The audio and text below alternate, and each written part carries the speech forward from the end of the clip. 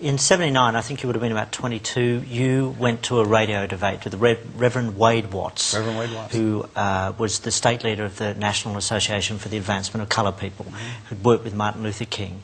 Yes. And when you got to this debate, he held out his hand for you to shake. Yes, he did. Did you hesitate?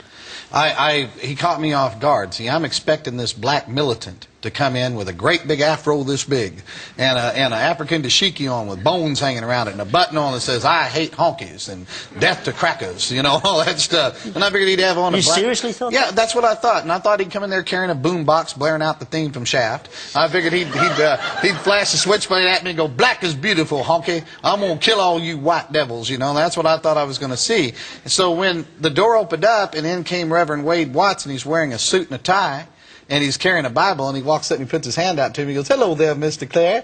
I'm Reverend Wade Watts. I just want to tell you I love you and Jesus loves you." And I mean, I'm shocked, you know. And then he puts his hand out, and I'm shaking his hand without thinking, because this wasn't what I was expecting. Then I realized I just broke a Klan rule, and I jerked my hand back, you know. And I started looking at my hand, which he saw that, and that was met as an insult. The Klan rule book says the physical touch of a non-white is pollution.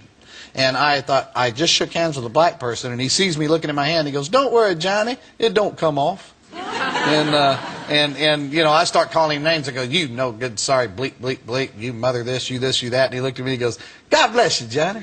He says, you can't do enough to me to make me hate you. I'm going to love you, and I'm going to pray for you whether you like it or not."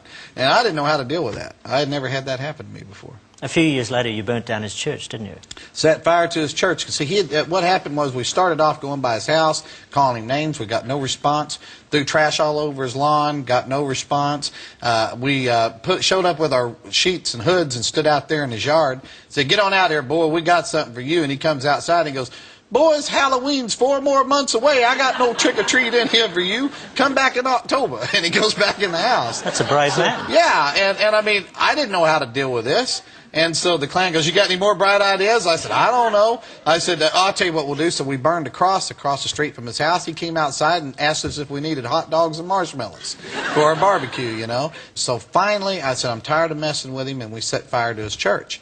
And they put the fire out before the church was destroyed. And I remember I called him up and disguised my voice, and I said, "Hey, boy, you better be afraid. We're coming to get you, boy. You don't know who we are, but we know who you are." And he goes, "Hello, Johnny."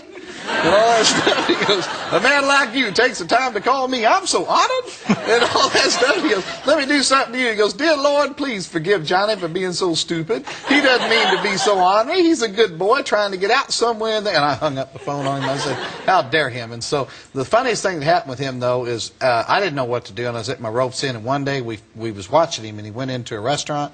So we got a bunch of us together, and about 30 of us went in there and surrounded him. And he had this chicken there on the table at the restaurant. And I walked up and I said, "Hey, boy, this restaurant's for white people only. We don't want you here."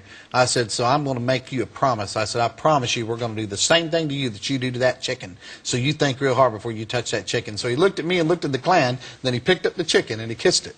And when he kissed the chicken, the whole restaurant acted just like y'all did. They all start laughing, you know, and everything.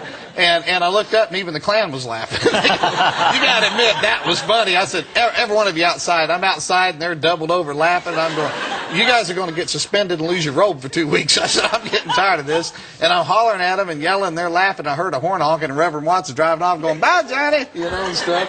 And that's how he chose. That's how one old black, we never bothered him again, and that's how one old black man defeated the entire Ku Klux Klan, because he used this instead of brawn. And he used this too, a very brave man. Heart, yeah.